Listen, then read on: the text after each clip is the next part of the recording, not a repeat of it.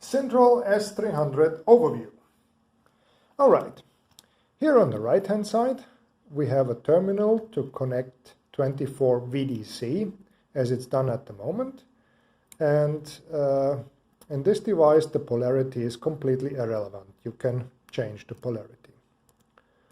So the second terminal here is 90 to 240 VAC.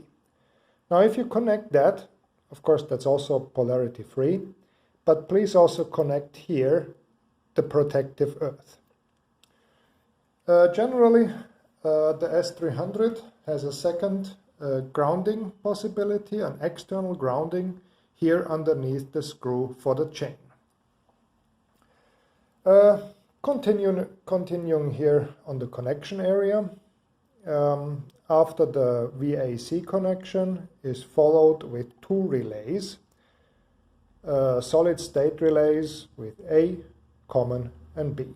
Same for relay 2, A, common and B.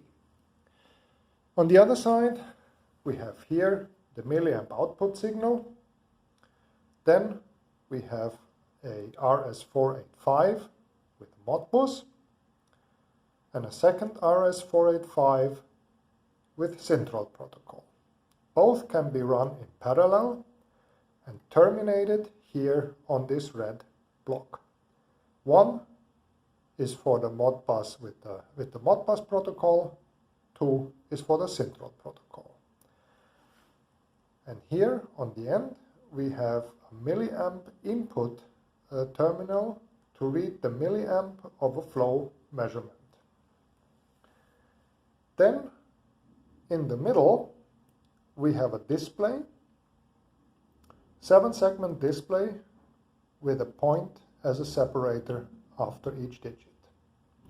To the left and to the right we have two LEDs, in this case showing green, everything's alright.